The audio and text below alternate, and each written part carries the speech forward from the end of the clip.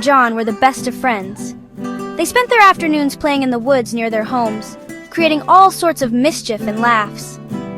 The three of them were always full of energy, and their favorite thing to do was pull faces.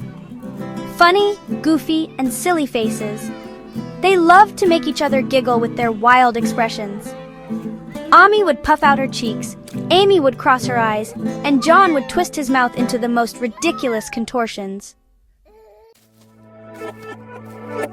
One warm afternoon, as the trio was wandering through the woods, they came across a mysterious old stone wall that they had never seen before. It was overgrown with ivy and moss, and a strange, chilly breeze blew through the gaps in the stones. John, ever the adventurous one, grinned and began making goofy faces at the wall, daring the others to join in. He shouted, pulling his lips into a ridiculous smile. Amy and Amy laughed and followed suit, trying to outdo each other with their silly expressions. But as they continued to make faces, something strange started happening. The air around them seemed to grow colder, and the shadows in the woods deepened. Amy and Amy exchanged uneasy glances, but John didn't notice. He was too busy pulling faces and laughing.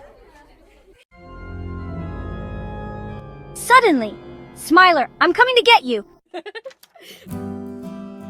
Amy and Amy froze, their faces going pale as they turned to look at John. But he, of course, was oblivious to the strange voice and was still grinning widely, pulling his face into even more absurd shapes.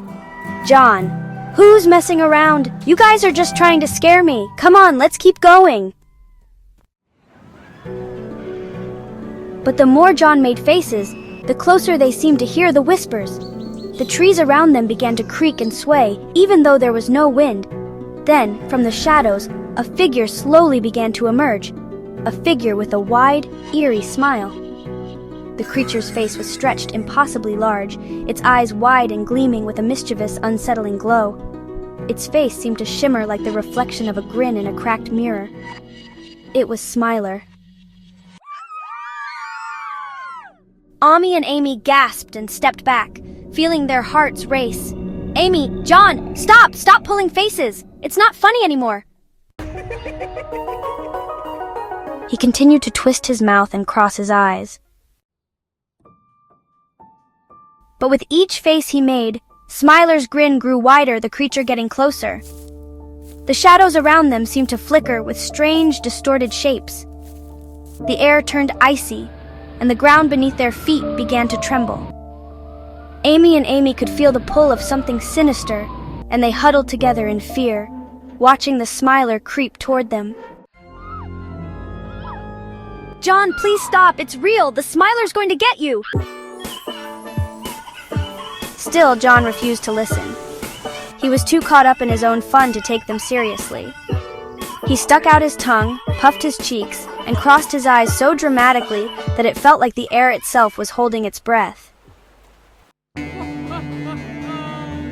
Smiler let out a low, chilling laugh, and suddenly the ground cracked open beneath them, swirling with a deep shadow.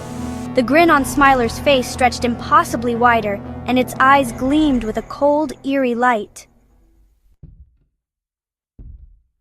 You asked for this, little one.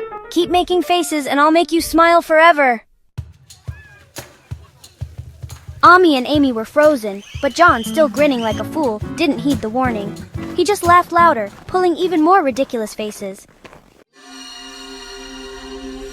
And then it happened. A sharp, cracking sound rang through the air, and suddenly John's face froze. His expression, wide-eyed and goofy, became locked in place, as though his muscles had been turned to stone. No matter how hard he tried, he couldn't change his face. It was as if his smile had become permanent, a grotesque, frozen grin stretching across his face. John! His friends gasped. Ami cried, reaching out to him. But it was too late. John's face remained stuck, twisted into the same goofy, exaggerated smile, his eyes still wide with shock. He tried to speak, but all that came out was a soft, unnatural chuckle, trapped within the corners of his frozen mouth. You didn't listen, little one. Now your smile is mine forever. Amy and Amy, still in shock, looked at each other, realizing the terrible fate that had befallen their friend. Amy, what do we do now? Amy whispered, her voice trembling. Amy, her heart racing, grabbed Amy's hand and said, With a final glance at their friend, they both slowly turned away, walking carefully away from the stone wall, away from the shadows, and away from Smiler's haunting presence. The wood seemed to quiet down as they left, the oppressive air lifting ever so slightly. John's frozen face stayed behind, a goofy, eerie reminder of the lesson they had learned. Sometimes too much fun comes with a price. And from that day on, Amy and Amy never pulled faces again, too afraid of what might happen if they did.